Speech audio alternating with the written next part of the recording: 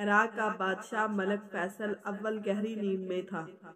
اس نے خواب میں دیکھا کہ کوئی اسے کہہ رہا تھا، ہم رسول اللہ صلی اللہ علیہ وسلم کے 2 صحابی دریائے دجلہ کے کنارے دفن ہیں۔ دریا کا رخ تبدیل ہو رہا ہے، پانی ہماری طرف بڑھ رہا ہے۔ حضرت حذیفہ بن یمان رضی اللہ تعالی عنہ کی قبر مبارک میں پانی آ چکا ہے، جبکہ حضرت جابر بن عبداللہ رضی اللہ تعالی عنہ کی قبر بھی نم ہونے لگی ہے۔ ہمیں یہاں سے نکال کر دریا کے کنارے سے کچھ فاصلے پر دفن کیا جائے۔ عراق کے بادشاہ نے یہ الفاظ خواب میں سنے، لیکن ان کی طرف کوئی توجہ نہ دی۔ دوسری رات پھر یہی الفاظ سنائی دیے، لیکن اس نے اب بھی کوئی توجہ نہ دی۔ تیسری رات یہ خواب عراق کے مفتی اعظم نوری سعید پاشا کو دکھائی دیا۔ انہوں نے اسی وقت وزیر اعظم کو ساتھ لیا اور بادشاہ کی خدمت میں پہنچ گئے۔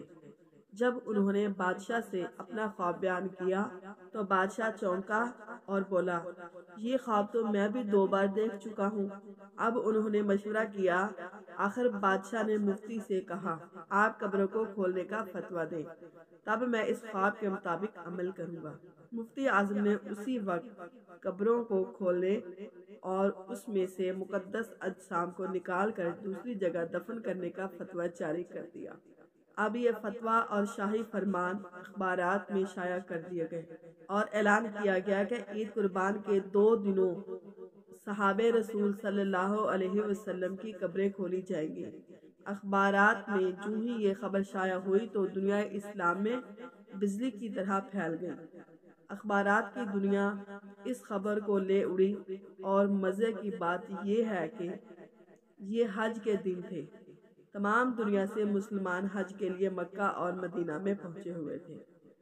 انہوں نے درخواست کی کہ قبریں حج کے چند روز بعد کھولی جائیں تاکہ وہ سب بھی اس پروگرام میں شرکت کر سکیں۔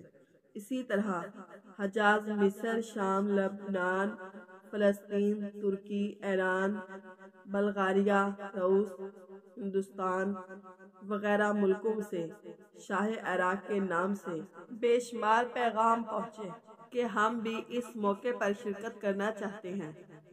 مہربانی فرما کر مقررہ تاریخ چند روز آگے بڑھا دی جائے۔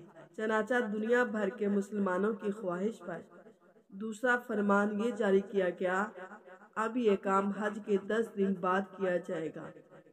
آخرکار وہ دن بھی آ گیا جب قبروں کو کھولنا تھا۔ دنیا بھر کے مسلمان وہاں جمع ہو چکے تھے۔ پیر کے دن دوپہر 12 بجے لاکھوں مسلمانوں کی موجودگی میں قبروں کو کھولا گیا۔ حضرت حذیفہ بن یمان رضی اللہ تعالیٰ عنہ کی قبر میں کچھ پانی آ چکا تھا، جبکہ حضرت جابر بن عبداللہ رضی اللہ تعالیٰ عنہ کی قبر میں نمی پیدا ہو چکی تھی، اگرچہ دریائے دجلہ وہاں سے 2 فرانگ دور تھا۔ تمام ممالک کے سفیروں، عراقی حکومت کے تمام ارکان اور شاہ فیصل کی موجودگی میں پہلے حضرت حذیفہ بن یمان رضی اللہ تعالی عنہ کی جسم مبارک کو کرین کے ذریعے زمین کو اس طرح اوپر اٹھایا گیا کہ لاش کرین پر رکھے گئے سٹریچر پر خود بخود آ گئی۔ اب کرین سے سٹریچر کو الگ کر کے شاہ فیصل مفتی اعظم، وزیر جمہوریہ ترکی اور شہزادہ فاروق ولی عہد مصر نے سٹریچر کو اپنے کندھوں پر اٹھایا اور نہایت احترام کے ساتھ ایک شیشے کے تابوت میں رکھ دیا۔ پھر اسی طرح حضرت جابر بن عبداللہ رضی اللہ تعالی عنہ کے جسم مبارک کو نکالا گیا۔ دونوں اجسام کے کفن بالکل محفوظ تھے، یہاں تک کہ داڑھی مبارک کے بال بھی صحیح سلامت تھے۔ اجسام کو دیکھ کر قطعاً یہ احساس نہیں ہوتا تھا کہ یہ 1300 سال پہلے کی ہے، بلکہ یوں گمان گزرتا تھا کہ انہیں وفات پائے ابھی مشکل سے 2-3 گھنٹے ہوئے ہیں۔ سب سے عجیب بات یہ ہے کہ ان دونوں کی آنکھیں کھلی ہوئی تھی، ان میں سے اس قدر تیز چمک تھی کہ دیکھنے والے ان کی آنکھوں میں آنکھیں ڈال کر دیکھ نہ سکے۔ بڑے بڑے ڈاکٹر یہ منظر دیکھ کر دنگ رہ گئے۔ ان مقدس اجسام کو سیدنا سلمان فارسی رضی اللہ تعالیٰ عنہ کے پاس منتقل کر دیا گیا۔ سچ ہے کہ محمد کے غلاموں کا کفن میلا نہیں ہوتا۔ اگر ویڈیو اچھی لگے تو اسے لائک اور شیئر کریں اور کمنٹ باکس میں اپنی رائے کا اظہار ضرور فرمائیں۔